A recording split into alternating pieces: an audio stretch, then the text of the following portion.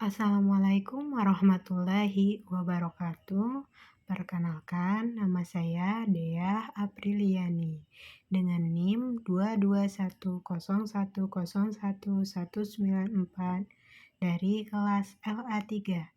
Saya merupakan mahasiswi S1 Kebidanan Lintas Jalur Fakultas Ilmu Kesehatan Universitas Aisyah Yogyakarta tahun ajaran 2022-2023. Di sini saya akan menjelaskan tentang definisi sistem endokrin. Sistem endokrin adalah sistem kontrol kelenjar tanpa saluran atau diusiles yang menghasilkan hormon yang tersirkulasi di tubuh melalui aliran darah untuk mempengaruhi organ-organ lain. Hormon bertindak sebagai pembawa pesan dan dibawa oleh aliran darah ke berbagai sel dalam tubuh, yang selanjutnya akan menerjemahkan pesan tersebut menjadi suatu tindakan. Sistem endokrin tidak memasukkan kelenjar eksokrin seperti kelenjar ludah, kelenjar keringat, dan kelenjar-kelenjar lain dalam saluran gastrointestin. Selanjutnya yaitu fungsi utama sistem endokrin. Sistem endokrin ini berfungsi untuk membantu mengatur dan menjaga berbagai fungsi tubuh dengan melepaskan hormon yang sering disebut sebagai pesan kimia. Hormon-hormon ini diproduksi dan disekresi oleh apa yang dikenal sebagai kelenjar endokrin. Sistem endokrin mempunyai 5 fungsi umum. Yang pertama yaitu membedakan sistem saraf dan sistem reproduktif pada janin yang sedang berkembang. Yang kedua yaitu menstimulasi urutan perkembangan. Yang ketiga yaitu mengkoordinasi sistem reproduktif. Yang keempat yaitu memelihara lingkungan internal optimal. Yang kelima yaitu melakukan respon korektif dan adaptif ketika terjadi situasi darurat. Selanjutnya yaitu karakteristik sistem endokrin. Meskipun setiap hormon adalah unik dan mempunyai fungsi dan struktur tersendiri, namun semua hormon mempunyai karakteristik sebagai berikut. Yang ke-1 yaitu sekresi diurnal adalah pola yang naik dan turun dalam periode 24 jam. Contohnya adalah kortisol dalam hormon diurnal. Yang kedua yaitu pola sekresi hormonal pulsatif dan siklik naik turun sepanjang waktu tertentu seperti bulanan. Estrogen adalah non-siklik dengan puncak dan lembahnya menyebabkan siklus menstruasi. Dan yang ketiga yaitu tipe sekresi hormonal. Yang ketiga adalah variabel dan tergantung pada kadar substrat lainnya. Hormon paratiroid disekresi dalam berespon terhadap kadar kalsium serum.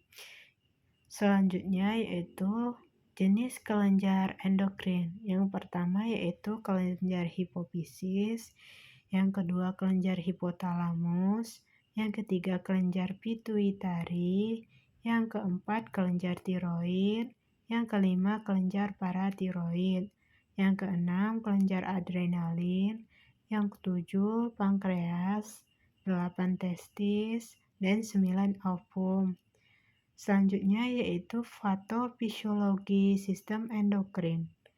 Yang pertama yaitu dwarfisme, yang kedua penyakit Cushing atau sindrom Cushing, yang ketiga gigantisme atau akromegali, yang keempat hiperparatiroidisme, yang keempat hipotiroidisme, yang kelima hipertiroidisme atau tirotoksikosis, yang keenam hiperpituitarisme, yang ketujuh yaitu adrenal insufisiensi, kedelapan tiroiditis, 9 tumor tiroid, 10 tiroidektomi, 11 hipoparatiroid, 12 Addison, 13 hipovisektomi, 14 pankreatitis, 15 polikistik ovary syndrome atau OS,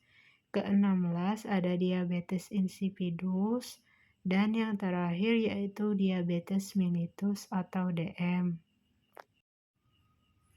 Selanjutnya yaitu jenis-jenis hormon yang ada di dalam tubuh manusia.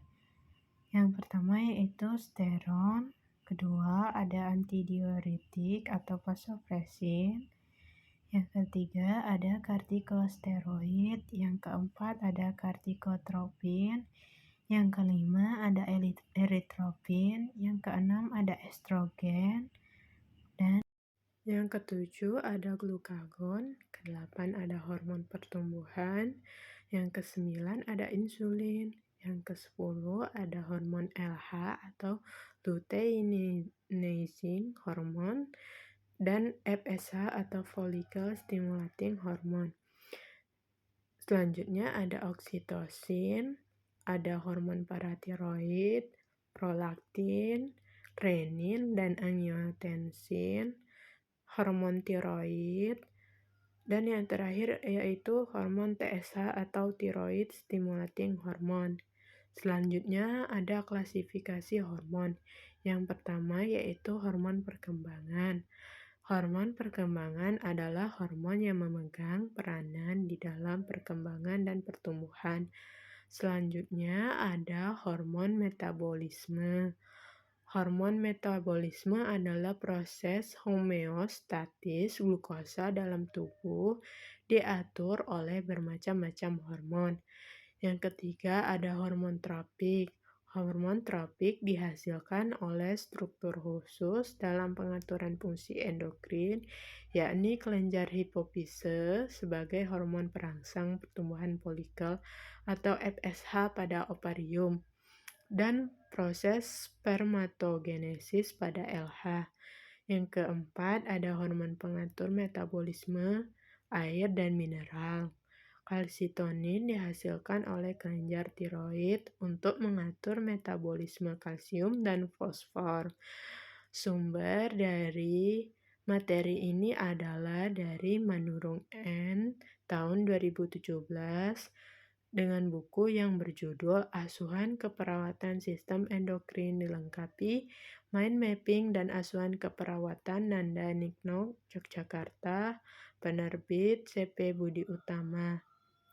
Sekian materi dari saya. Terima kasih telah menonton. Wassalamualaikum warahmatullahi wabarakatuh.